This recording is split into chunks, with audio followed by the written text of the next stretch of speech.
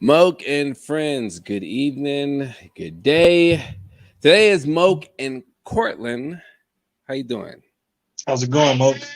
I'm good. Well, you didn't say. Did you say? You said how's it going? It's going well. It's been a long day. It's been a long day. How are you? I can't complain. First day off after working like 6 days straight at my retail job. I'm just happy to be off. Oh damn, 6 days straight. I do. What hours do you work? Like crazy hours? Man, crazy hours. So my boss is like, "You're more of my utility player at my job," so he won't promote me, but he won't give me the raise either, knowing I do everything in the store. It's like one of those situations where it's like, Uh, I know you're good enough to be this, yeah. but I need you to myself because I can't run my store without you. Makes sense. That's a tough spot, man. That's a tough spot.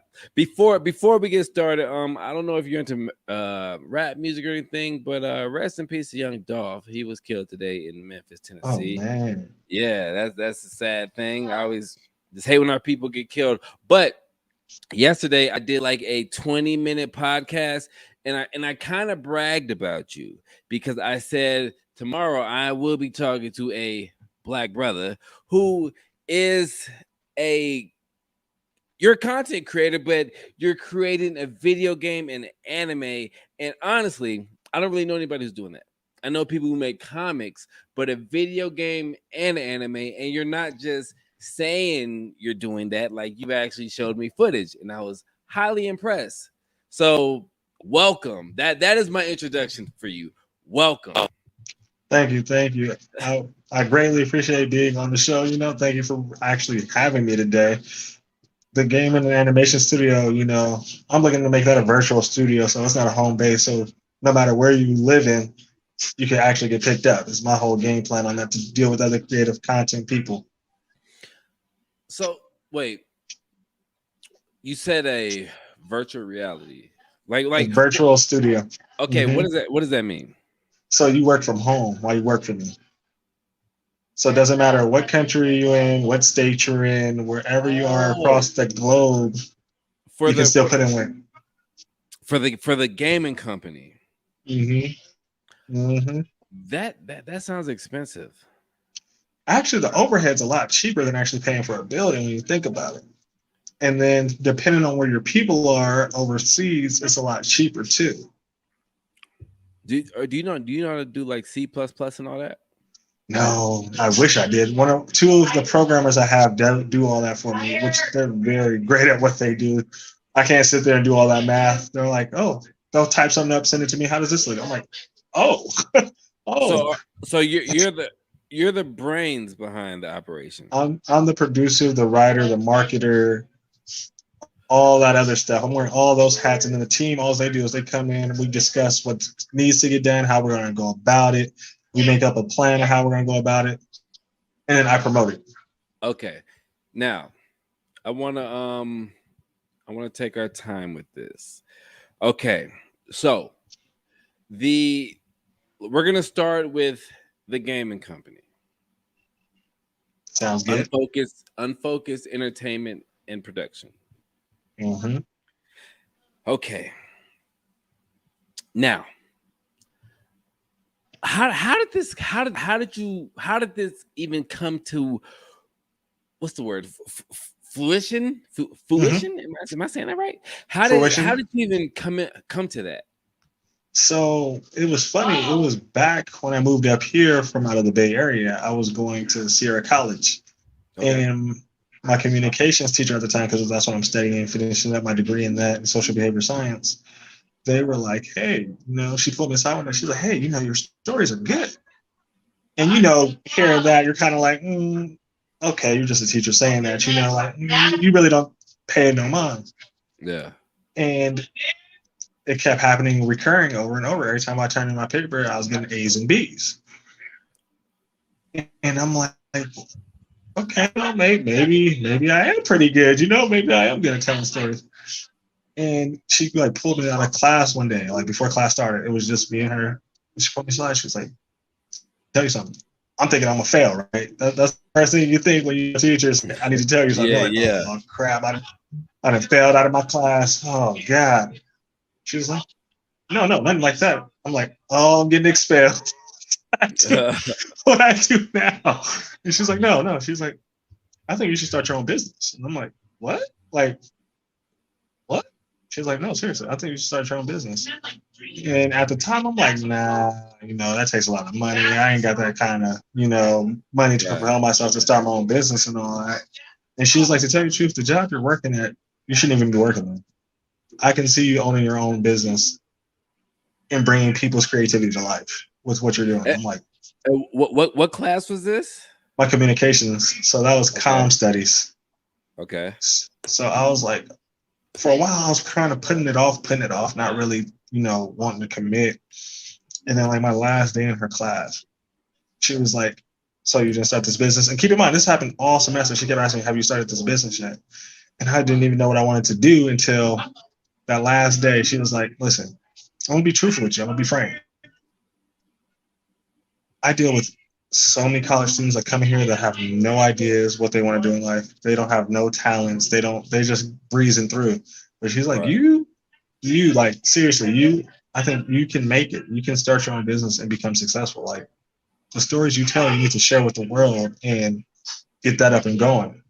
And this is like my last day in her class, and I'm just like blown away because I'm like, man, maybe I should, Yeah. maybe I should test the waters. So what I did is I wrote my first game, which was too big, way too big. The scope was way too big. Like, I needed a lot of money for that one. And I started telling my friends about it. They're like, dude, make that. Do it. I'll buy it. I don't care how much the price is. I'm like, oh, okay. Maybe I'm onto something here. Like, Yeah. maybe I'm onto something here. And the more I started to share with people, the more people started getting interested in these games. Like, your games aren't like anything that's coming out. You're thinking outside the box of what you're trying to do. And I'm like, well, yeah. I'm like, oh, everybody's playing the same 2K, the same Call of Duty, the Right. same Battlefield. And I'm like, I was trying to figure out my way of getting into creatively to try to put myself out there. So with the big game, I was like, well, I'm not gonna make this first off. It's just not gonna happen. Not unrealistic. So I was like, I'm gonna have to go to a smaller game, which is what I did.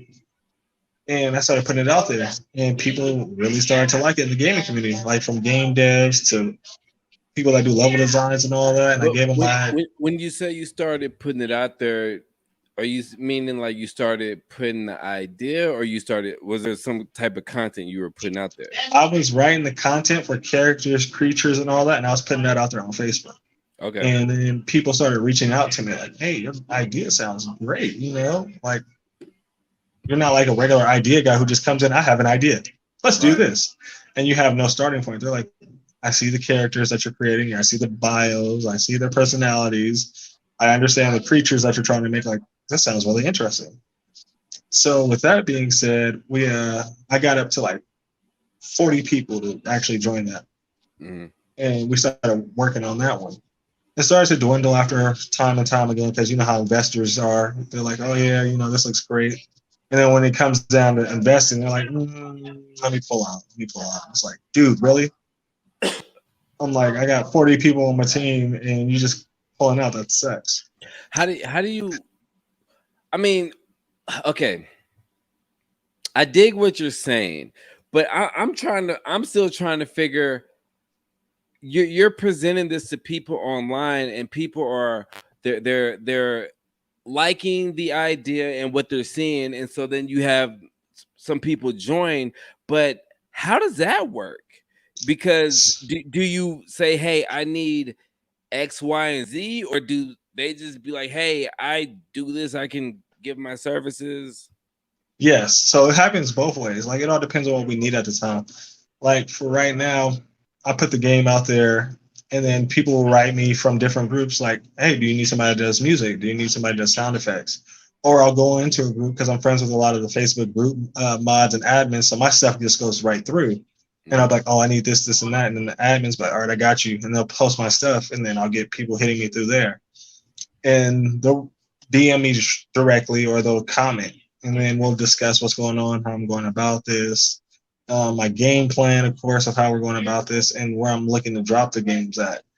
And Right. then if it's a fit, they're like, oh, okay, I can see, like, I get what you're coming from. Okay, I could join your team. And then they join, and then we break down how all this is going to go in different steps.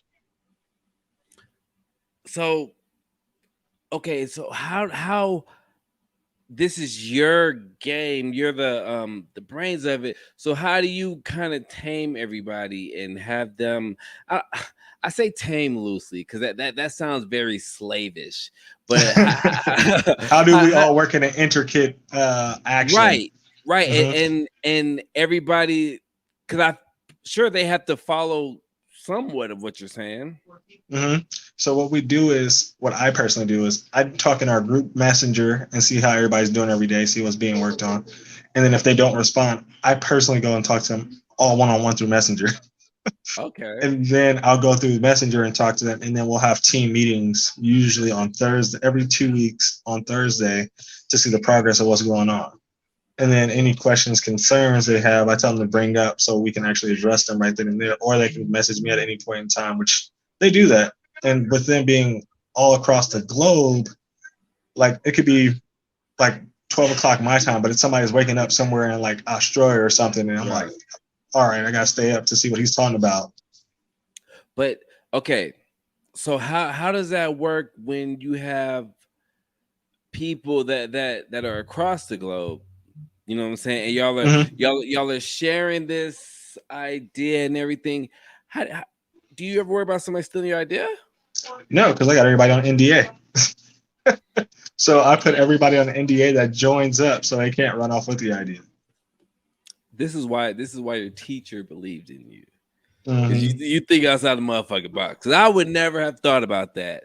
I would just be threatening people or something. Knowing there's nothing I can do when they're in Australia, but I would be talking shit so they wouldn't. So that okay, so that's cool. So did y'all I know you said that it kind of dwindled. Is this the same game that's or okay. No, no. Okay, so that one that dwindled, do you ever get to play them? Is there any like I wish I wanted to. That was the game, the smaller game before this game that I wanted to drop, which everybody in the gaming community and the game dev community wanted me to drop too. But we just couldn't get the funding for it at that point. So I was like, I gotta pivot and do something else because I went from 30 people now down to like 10 to 15. right? So I was like, all right, well, let me pivot and figure it out. And now we're working on the Oracle, which is a game I sent you that you see all the arena shooter. Yeah, that was crazy. That's the one we're currently working on. And I'm like, well, if we get this one out, we'll drop this. Depending on how sales go, then we'll drop another game, and then we'll get back to the game I paused. What do you That's what my do you game plan. what are you dropping on Steam or We're looking to drop on Steam, and then hopefully drop on console later. And then if we can drop on Epic Store, we're looking to drop there too. okay, yeah, because I mean, hey, you dropping on PS5, I will get it. I've always admired people who are who like play games on PC. It's I a mean, big fan base. yeah, Big I fan just base. like what I wish that I could do because I would love to play GTA and mod shit. And I know for like PlayStation, it's just like if I try to mod on my PlayStation, I'm gonna end up breaking it. But on computer, like it's so easy, and I respect that, but I'm just not trying to buy a $3,000 computer to be playing a video game with my fucking mouse pad. I can't do that. Like I'm not doing that. I will just stick to my PlayStation and all that stuff. Okay, so Be happy to you. what do you play? I play PlayStation. I'm a Okay, PlayStation gamer. so when you're making this game, I'm assuming all games when they're made, they're played on computers as they're being made. Yes, to be Okay, tested, make sure it runs correctly, all of that. okay. Oh no. So That's all right, now it's kind of loud. Yeah, I'm sorry, it's getting kind of loud. No, Let me go ahead and move to another room. Hold on. I'm not. I'm not trying to start anything in your house. My bad. I was just, No, it's all right.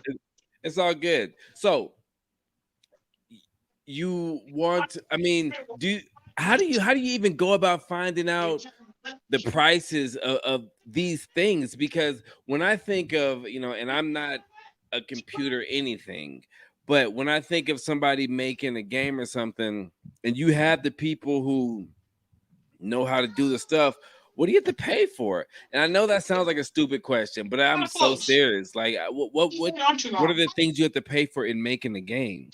Well, If you have a team of people who know how to do the shit. it all depends. It's like a price point that you look for when you actually look at your games that you're making. So there's like two models. There's the price point where you pay for the game, and then there's the free to play. So it all depends on what model you want to go with. Okay, so let's look your model, the one you're making. So we've had different types of models. We're like, we could do free to play, but then we're looking at, okay, if we do that, how can we bring in funds for that? For the simple fact that we're like, it is our first game, so that would probably be a good move. And then we also looked at probably pricing it at a lower rate, probably like $10.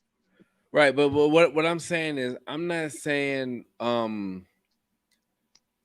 like how much the game would be. I'm saying if there's you have a friend and he knows how to design characters and all that stuff, Yeah. what are you paying for? You know what I mean? Because I remember watching Grandma's Boy, and that's a classic. And I remember that they were saying to change the color on these characters, it would cost too much money to do that. You know what I mean? Right. So do you have to pay for the graphics? I mean, I'm just confused on like what your team would have to pay for if they know how to code and do all that shit. Obviously, I So know nothing about making a game. so it all depends. Like different people get different pays. Like programming is like the top person that gets paid because they're putting it all together and making sure it's running right and making sure that everything works, as well as it not actually defaulting and crashing too, because that's what they got to worry about, and then the server itself as well. So Okay, but that's that. what if the programmer is like your friend though? What I'm saying is the people who are like the key people you need. What if they're on your team and say Mhm. that you have already paid them, everybody's paid, but now to make the game, do you have to pay for anything, or if they know how to do these things, is it just like gonna be like just made? So if they already know how to make the game, you're just gonna pay them to make it. So you'll say, for instance, you come up with an idea, you got it written out, you're like, hey, I want to make this type of game. Like you got characters, you got how the city's gonna look, you got who's gonna die, you got who's not gonna die, you got creatures, and then you're gonna pay them for the services of making the art, making the 3D models, making the animations for the game, the voiceover acting for the game, the visual effects. There's like so much that you have to put in order for it to work, that you have to make sure you do the process meticulously, I would say, because Yeah. you don't want anything to go wrong. Because you don't want to be testing something and they're like, yo, great, it worked that week. You release it to content to the people, and they're like, hey, you guys are crashing my game system. And it's like, oh, that's not good. Then we got to go back in and figure that out. So long as they actually know what they're doing, it's better in a sense, because then they could just put the whole game together.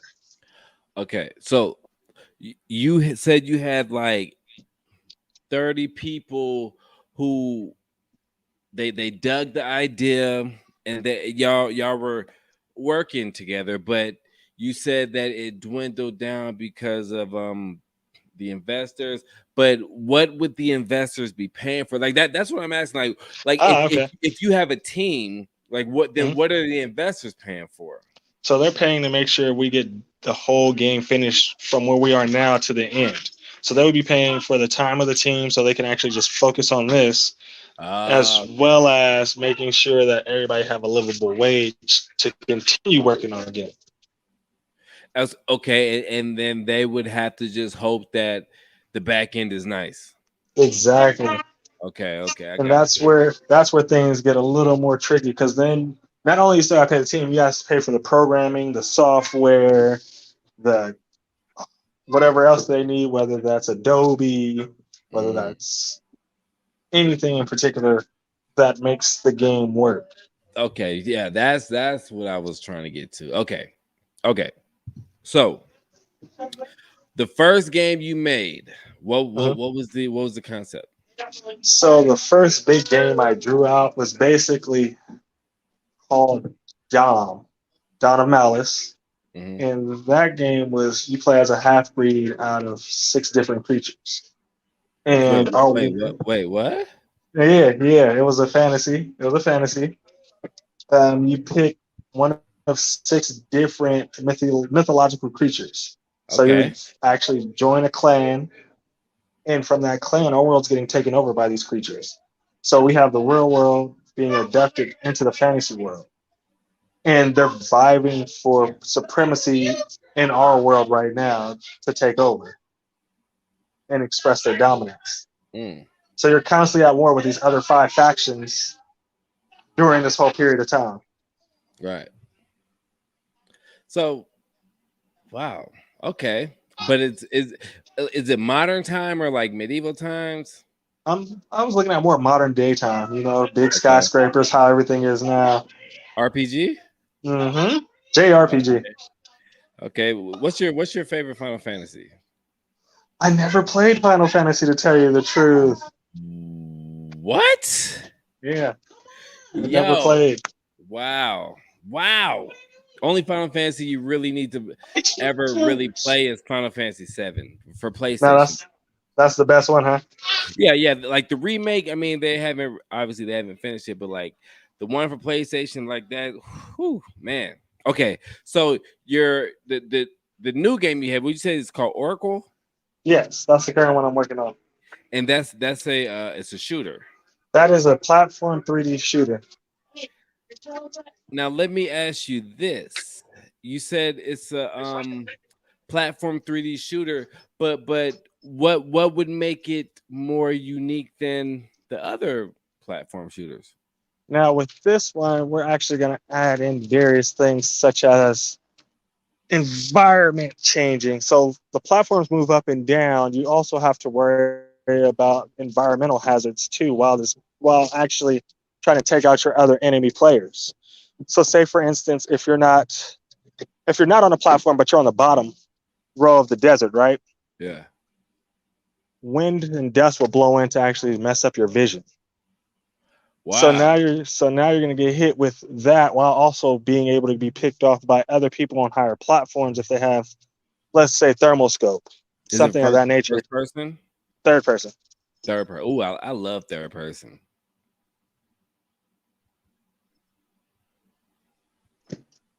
Sorry, I'm gonna have to get in the car. We're gonna go get some food. I just found out. Man, do your thing, man. We chopping it up. Okay. Right, So right. is this a game that you're like are you have you been pitching it? I've pitched it to a couple people, and I've been showcasing it in a lot of Facebook groups, which they've actually been digging it, which Uh-huh. has been actually really good too. They're like, "Oh, okay, you're gonna have environmental hazards. I gotta worry about this, and third. Except I don't have to worry about that." And I'm like, well, if you strategically plan it out right, you and your team could get a clean sweep, and your whole team, depending on what you do. So I wanted to You- You're you're you're breaking up make it pretty bad. I to can't. be like you have to. Yeah, yeah, hello? You're breaking up pretty bad.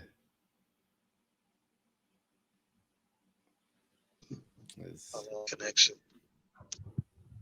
is Can you still hear are me? you there? Yeah, yeah, I can hear you. Yeah, can you hear me?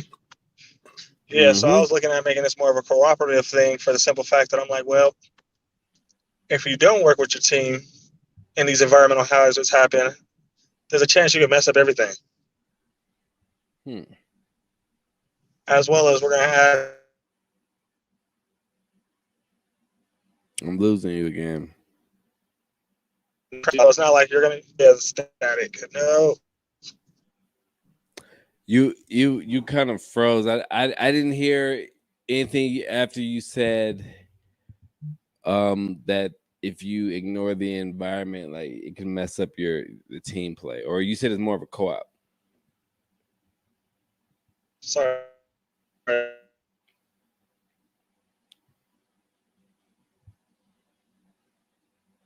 Yeah, I can't. I believe you're frozen now. It's just kind of dark. If anybody live chat, let me know if you can hear him or if I'm just if my shit's just kind of wonk.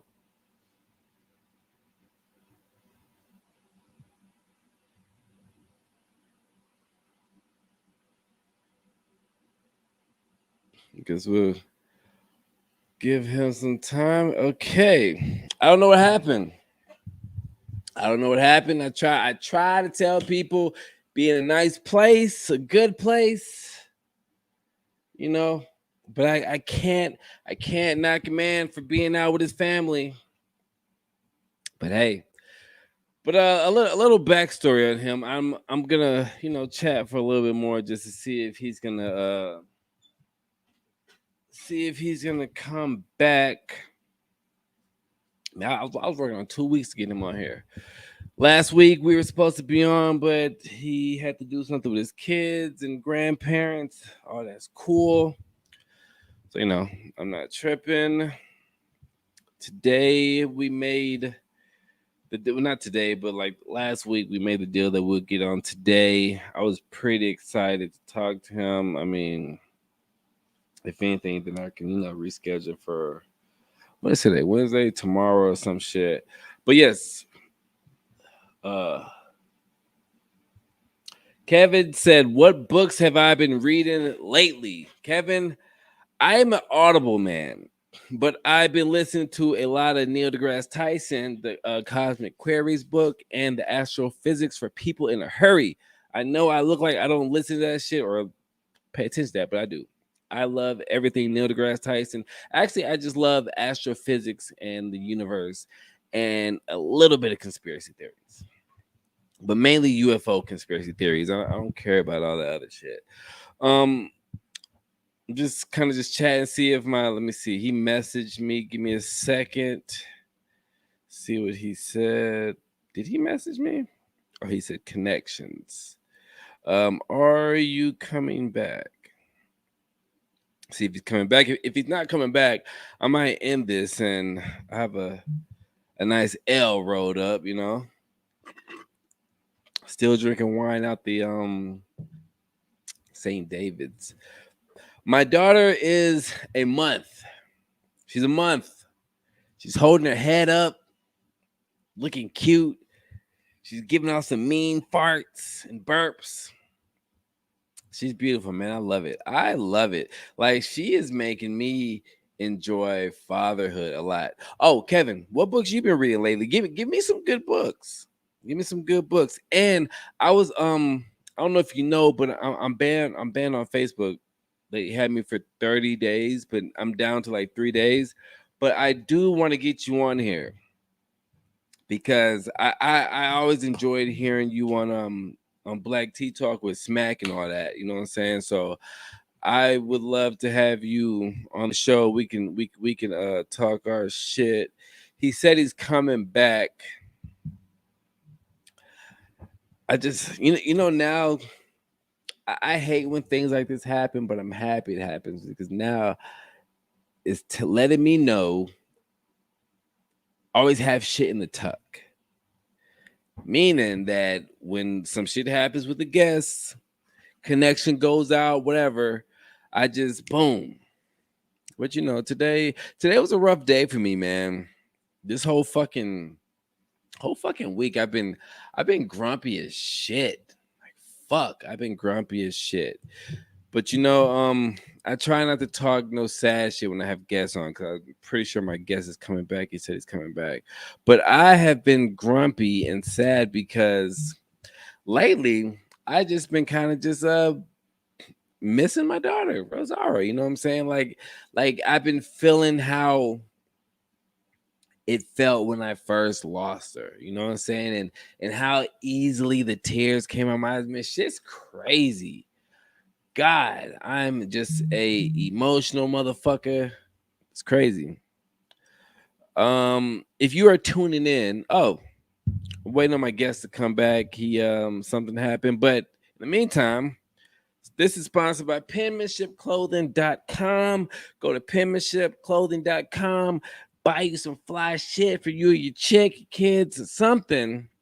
They got accessories too. Enter Moke 20, MOKE, the number 20, and you will get 20% off of your purchase. Also, go follow me on IG, Moke and Friends Podcast. I post my videos there. Since I've been banned from Facebook, I actually started learning how to edit videos, so I kind of make little snippets, you know.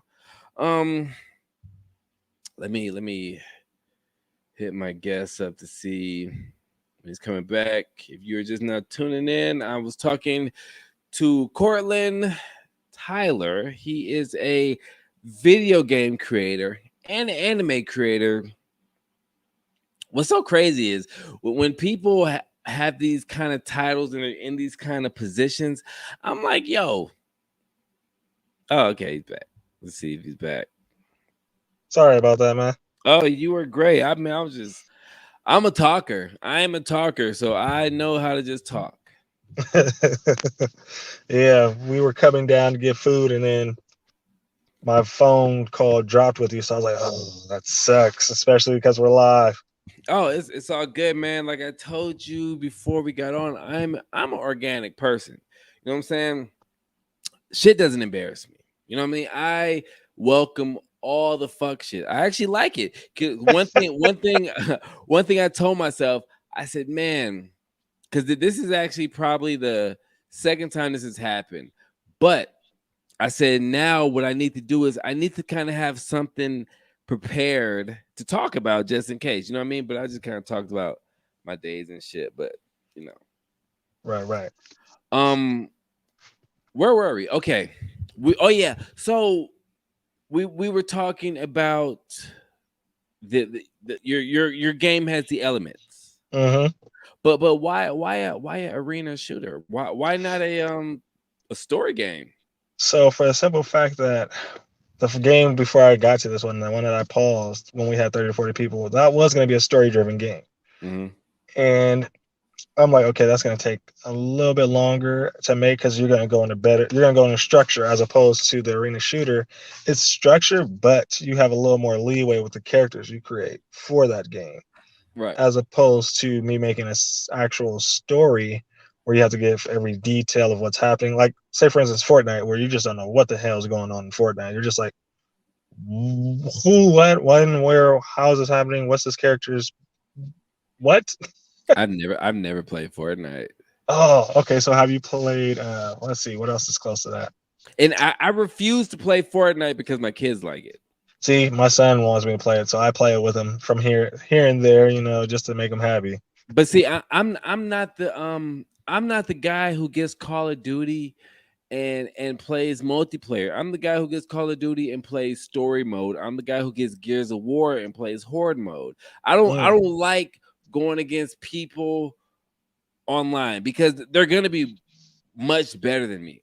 It's not even really gonna be fun. Right. Like I would rather either play a story mode or play with people online, but going against the AI on a hard level. You know what I mean? But because when I started getting in Call of Duty, I think it was on Xbox 360 when it was what is it? Modern Warfare. And I remember I got the game that like the first day it came out, and I'm not even really into like Call of Duties like that, but I just got it and I got online and motherfuckers were already like at level 80. You know what I'm saying? And so I don't do the online gaming. You know what I mean? I would do it if we are on the same team, but not when Not by yourself. No. Yeah, see, I understand that too. But this game, so I'm assuming what you're gonna say is it's easier because you just set the levels and then you just set the elements and that's it. You don't like because I guess in storage you have to have like it was raining or there was a dog walking across the street or something. Okay, it's like You right. gotta have more details for your story as opposed to this one. It's like you're gonna be in this arena, you're gonna pick your character, you're gonna get dropped inside this arena, you pick up guns, you kill other players.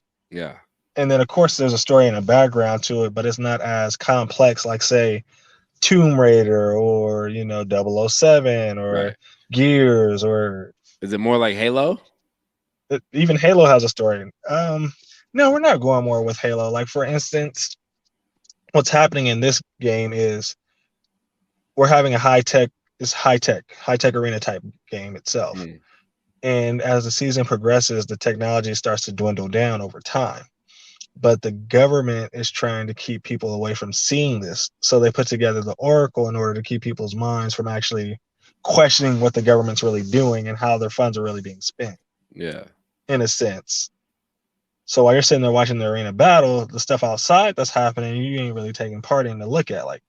Oh, so it's kind of like real life. Exactly. Like we're gonna put your focus on this while we go Yeah, walk the other way and do this, and you're right. like, wait, did I just see that? Oh, so Yeah, and so's up there shooting. You're like, what? Okay, I gotta go see whose that is. yeah. Wow. Okay, so when when are you like looking to drop this? Because what you say? You said you needed like 500K for this. 500K is what we're looking for to get this all done, set up, and all that. And the reason for that is it could pay the team. It would pay for all of our programming necessities, all of this hardware, software we need. Possibly bring on a couple more people to help us with it and knock it out. And then after that, yes, we're looking to drop it on PC. Then I'm looking to drop it hopefully after 6 to 8 months to see what people on PC say on console. Yeah, To get console to be like, oh, that game doing great. Let me go yeah, talk to this yeah. team. Let's reach out and see. Like let me go talk to you guys. We You want you you're guys to drop on here. you're in Cali. You don't be going to E3. No, I haven't been to E3. I thought about it because they canceled it with the whole pandemic recently. Right. But I haven't gone to E3. I want to, or go on virtual and go there and see exactly how it is. I've talked to a lot of people, as far as the indie scene goes and people in esports and getting some tips and tricks here and there from them. But they're like, the best thing you can do is put yourself out there as a game content creator or in the studio, because that's how you're going to know if you got what it takes. Now, if you had choice to be picked up by any gaming company, who would it be? You said Epic. Tell you the truth, I would like for us to stay independent. Okay. Just because I would like to I know I got a lot more games in mind and in store that everybody doesn't know about. The team, they're kind of like, oh, I can't wait till we get to this one, like that one sounds exciting. But I would like to stay independent because I know a lot of people say once you get picked up, you get put in a box or a category to where you can only make these type of games. Yeah. And then you don't really have a choice to what you're doing because they're paying you to make those type of games. And you're just like, but I want to do this. They're like, no, we own you. You see this contract? This contract says we own you. So go back there and make that game. It's like, all right. Yeah. Are y'all going to use Unreal Engine? Yes, that's what we're currently using. Nice. I love that shit. I get emails from them and I'm like, why are y'all even emailing me? Like, if I know what the fuck to do with this, you know what I mean? Like, I don't know what to do. I just play the video games. Now, so I mean, you gotta keep me posted on this. You gotta keep me posted on this. But 1 second. Moses talking about Island Boy. My bad. My homie was in here. TK. Yes. Now, this is something I'm also excited about because you don't hear about too many. I don't be trying to be on this Black Power Soul Brother shit. You know what I'm saying? But I always get excited when it's a black person doing something. Right. So you never hear much about the black guy who has a video game company and who has these great ideas and is starting a game and going through investors. And then you rarely, because I've only heard about 2, hear about maybe 3, the guy who makes the Boondocks, black people who make some type of anime. Right. To tell you the truth, TK came about when I was actually in the process of writing this. And then I kept hearing a lot of people like, there's not a lot of black animes out there, you know? There's Right. not a lot of people that are showing our people in a different light other than what's going on. I'm like, well, shoot, I'm going to just go ahead and write up TK.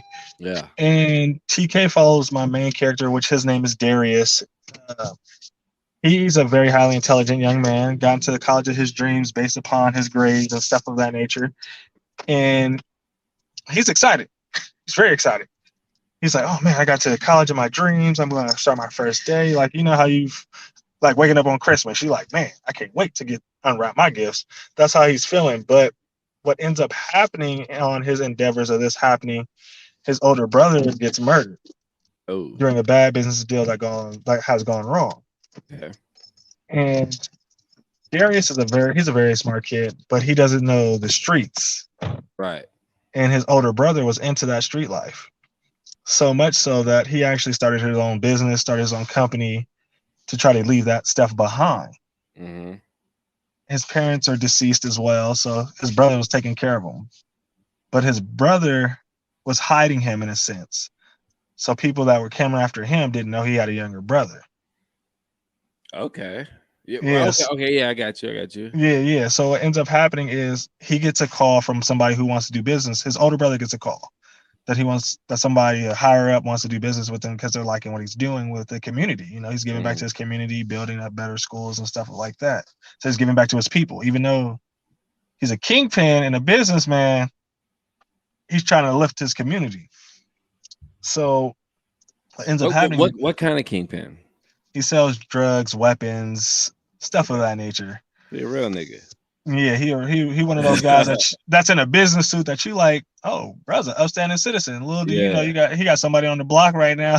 Yeah. Moving some weight, and you just like, no, that would never be him. He wouldn't do that. And he's sitting there with the nice shades on, the glasses, the watch. Like, yeah, you know, I'm up here with these big league people now. I ain't got to worry about nothing. But what ends up happening is it offsets the balance with certain people that are higher up. And they try to buy his business during the business meeting. And of course he doesn't sell because he's like, why would I sell? I'm doing great. You know, business is booming. My drugs is moving. I'm giving back to the community. Kids are actually getting a good education. You know, we didn't have that growing up. So I'm going to give back to my people. And on his way back to the airport, he basically gets taken out. He gets ambushed on the way back to the airport. Mm-hmm. And the people that end up taking him out isn't the guy you think it is. Let's just put it that way. He takes him out for the simple fact that he wants to get to that higher percentage of who's running the city, if that makes sense. So the whole time you're like, oh crap, you know, DJ's brother just died. DJ doesn't know this either. So he's like, well, yo, that's crazy. What's crazy is my name is Darian. You know what I'm saying? And my nickname is DJ. Like when you said DJ, I was like, oh shit, my brother died. Wow, that's dope. Okay. So what ends up happening is DJ, he starts to learn about what his brother was really into.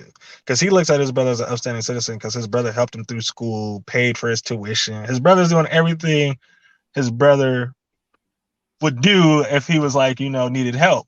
Right. He was paying for their apartment, the house, making sure the lights was on, food was always stocked.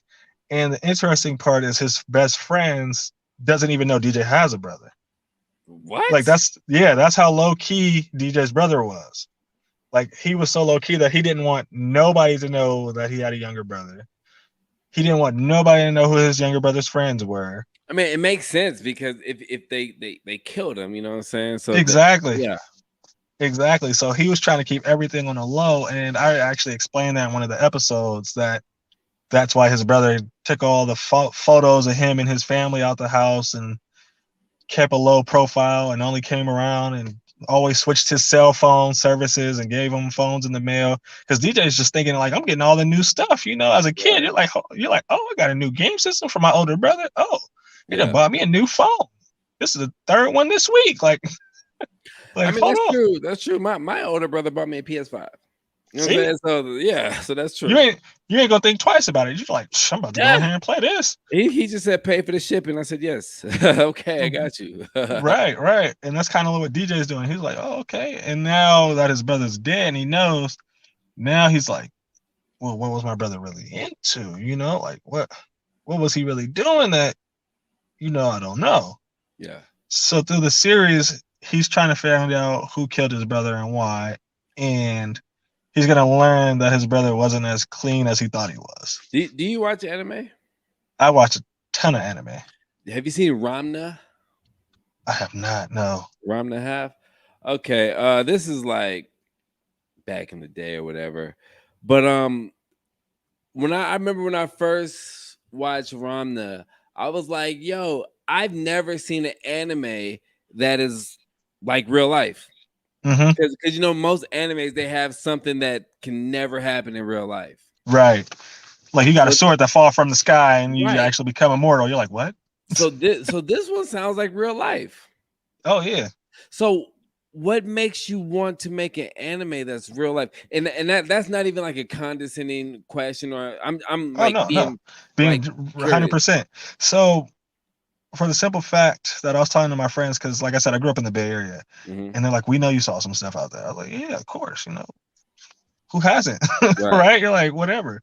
They're like, you should actually write about some of this stuff. And the funny part is everything that's happening isn't from real life experience.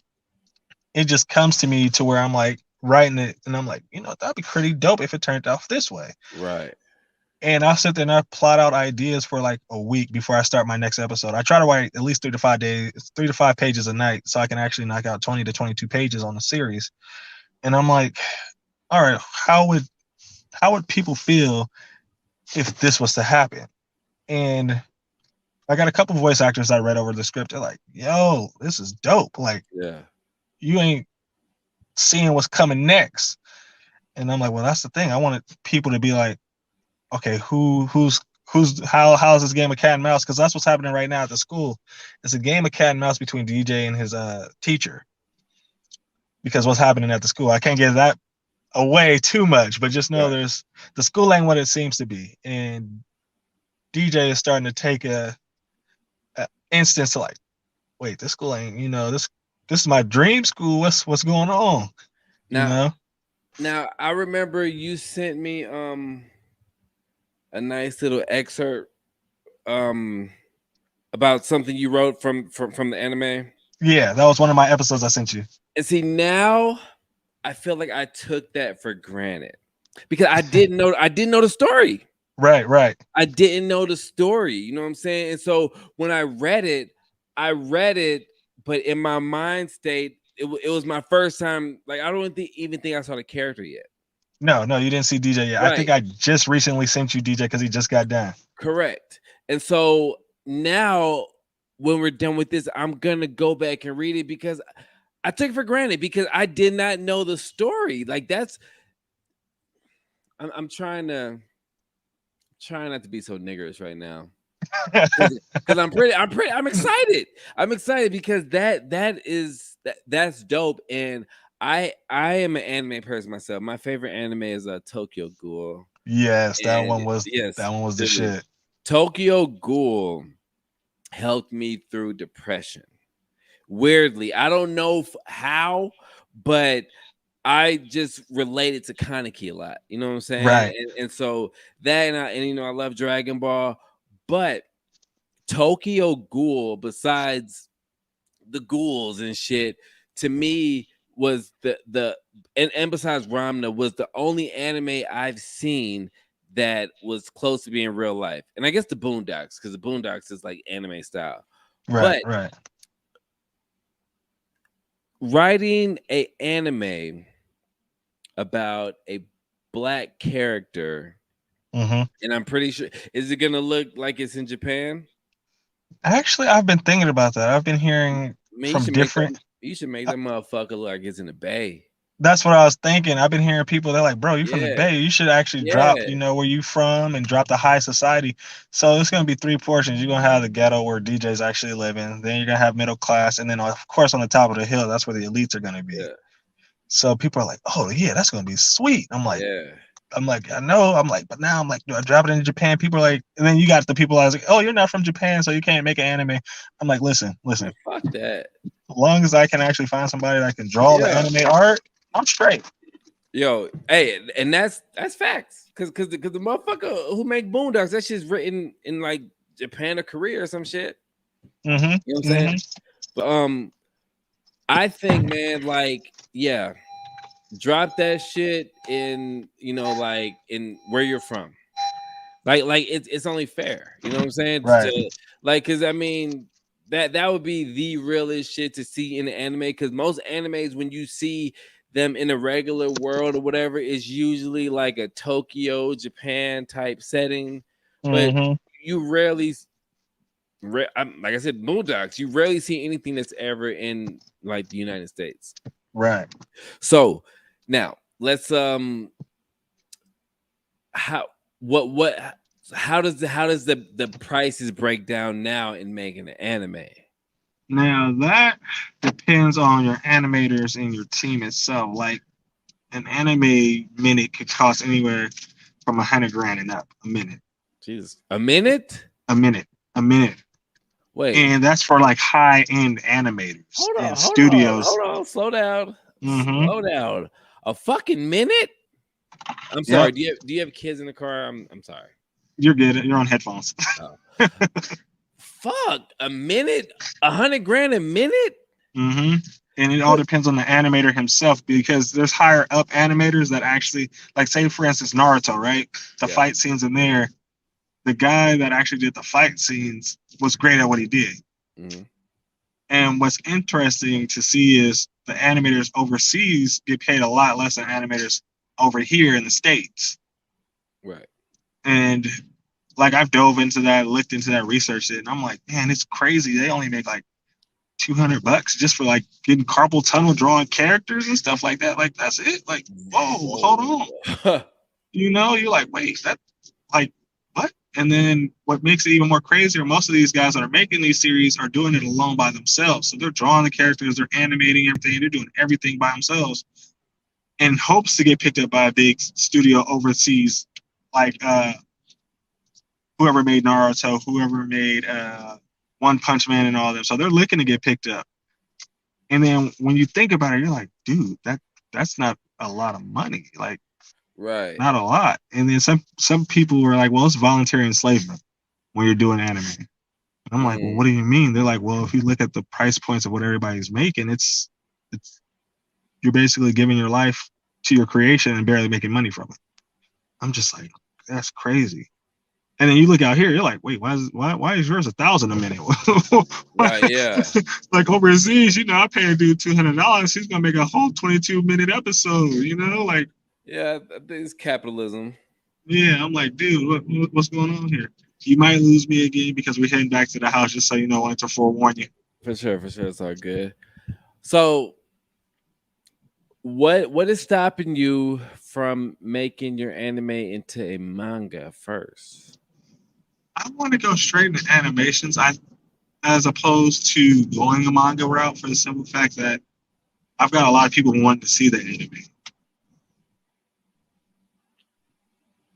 Like I've thought about doing the manga, but then, like I said, when I started dropping like little portions of the episodes, they're like, that needs to be anime. Yeah, you're Guess I'm gonna go down route. Your and I think the phone is fans breaking up telling me again. what they want has been. Can you hear me now? Yeah, you're good. You might lose me, just so you know. It's all You might good. just lose me because we're heading back to the house. I was gonna say the fans are like, yeah, we definitely want to watch this series. We want to watch the show because, like I said, like I sent you part of my episode, and I dropped it in a couple groups. I've been getting great feedback for it. So, like, I definitely watch.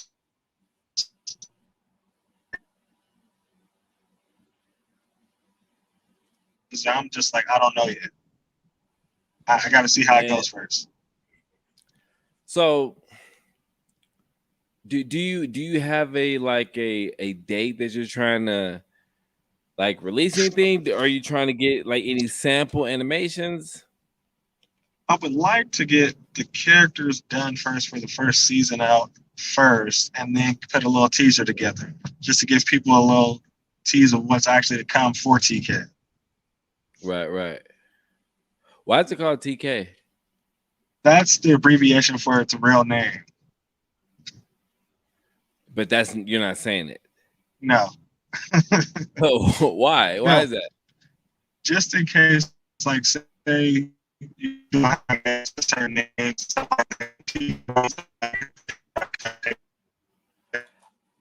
I feel like it wasn't meant for you to say, because whatever you just told me, like, it just broke up all the way through. But I respect the fact that you don't want to disclose the name yet. I can respect that. But I think you may have been frozen again. That's crazy. Are you in the mountains of California or the hills, or I don't know how that works. But